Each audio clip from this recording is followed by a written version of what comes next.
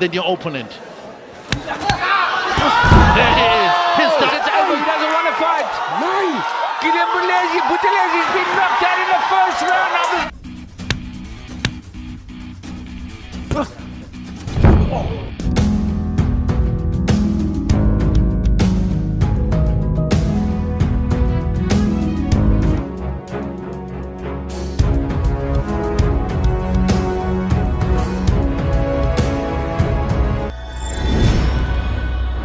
Kumusta at welcome back sa ating channel. Pinoy ginulat ang mga Aprikano. Instant World Champion ang Pinoy. Aprikano knockout agad sa round 1. Di matanggap ang pagkatalo ng kanilang idolo at pinagmamalaking boksingero. Ang isang ito ay nagalit at nagsisisigaw. Nagulat sila sa pagkatalo. Asawa ng African boxer, naiyak na lang ang mga ito. Isa sa Pinoy top prospect sa flyweight division, ang undefeated at IBO World Flyweight Champion, ang tinaguriang Doberman na si Dave Apolinario. Isa sa hinahangaan at may angking galing at lakas ng kamao ang pinapamala sa tuwing may laban ito ngayon. Samantala, si Dave Apolinario ay may malinis na record sa kasalukuyan na 19 wins, 13 knockouts at wala pang talo. May edad na 24 at isang southpaw. Samantala, matapos ang sunod-sunod na panalo ni Dave Apolinario, ay hinarap naman ito si Mike Kinaadman na kung saan bumagsak lang naman ito ng 4 na beses sa kamay ng ating kababayan. At sa pagpasok ng round 2 ay aksidenteng tumama sa batok ang right hook ni Dave dahil sa pagpihit ng katawan nito na kung saan napalood si Mike Kinaadman at hindi napansin ng referee at agad naman itong nabilangan.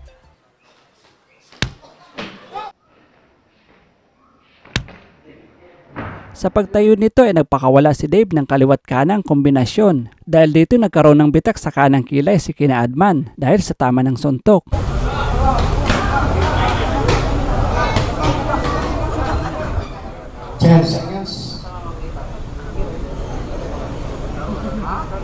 Sa round 3 ay pumasok ang right jab ni Dave na tumama sa tagiliran ni Kinaadman.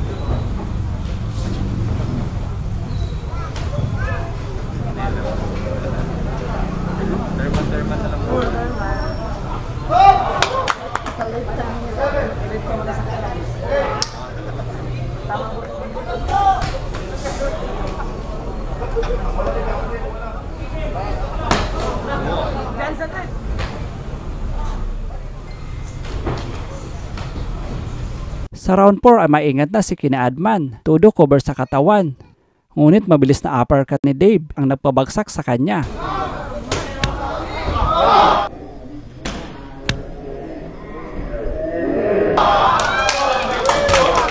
Sa muling pagtayo nito ay muling binakbakan ni Dave si Kinaadman at tumama ang right hook ni Dave na nagresulta ng muling pagluhod nito.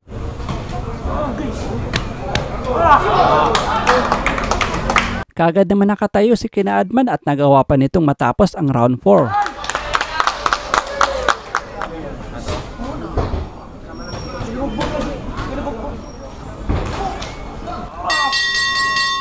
Ngunit umayaw na itong ipagpatuloy pa ang laban. Panalo si Dave Apolinario via 4th round referee technical decision. Sunod naman hinarap ng ating kababayan ang Indonesian fighter na si Frankie Ruhi. Ang kanyang yan na yung kaliwa, ayan na yung body, ayan na yung straight, ayan na. The left, the body shot. Oh my gosh.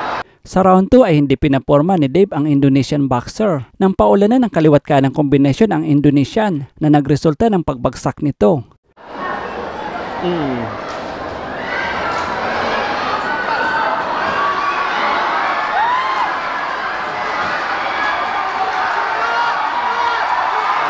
Sa muling pagtayo ng Indonesian boxer ay muling binakbakan at pinaliguan ng suntok ni Dave ang Indonesian hanggat sa muling pagbagsak nito. No match ang Indonesian, no match.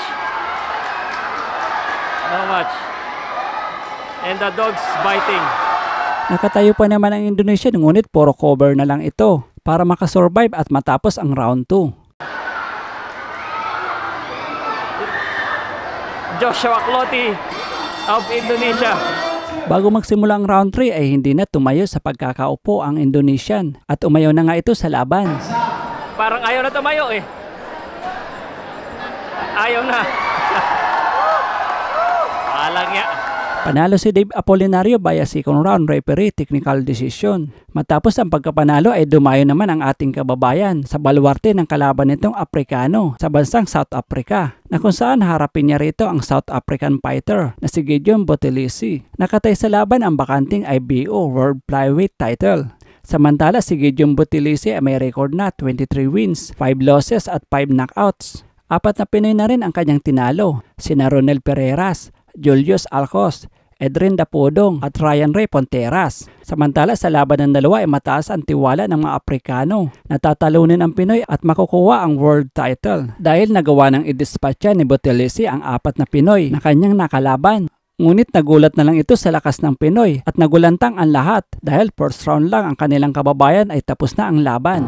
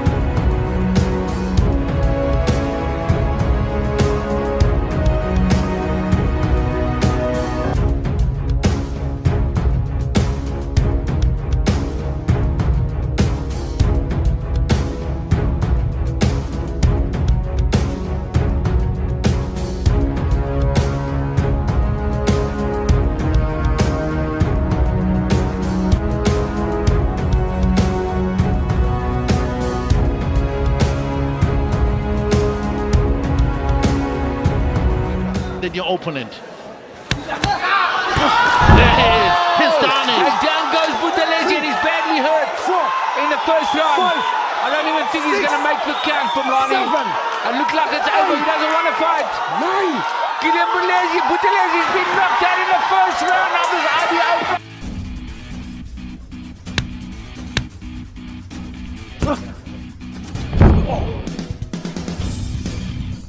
Napasigaw na lang si ate at napakamot sa gulat nito sa nangyari.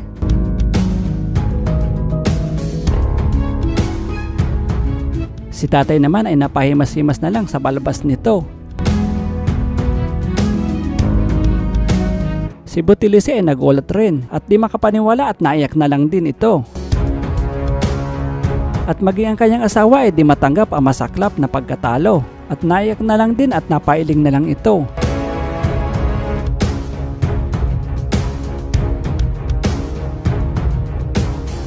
Panalong ating kababayan via first round knockout. At nito lang August 30, 2023 ay dumayo naman si Dave Apolinario sa bansang Japan na kung saan harapin niya rito ang Mexican fighter na si Brian Musenos na may record na 23 wins, 5 losses at 6 knockouts. Samantala si Brian Musenos ay matibay din at hindi pa nakaranas na bumagsak sa laban. Sa round 2 ay nagawang palahurin ng Pinoy ang Meksikano kaya ito nabilangan ng referee.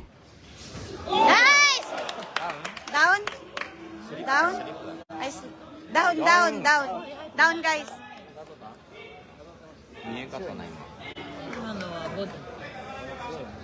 Sa pagpatuloy ng laban ay nakipagsabayan na ang Meksikano sa Pinoy at di nagpatinag sa lakas ni Apolinario.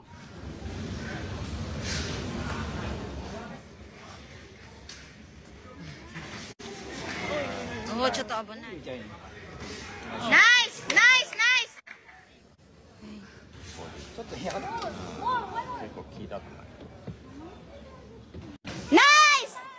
Go, Dave!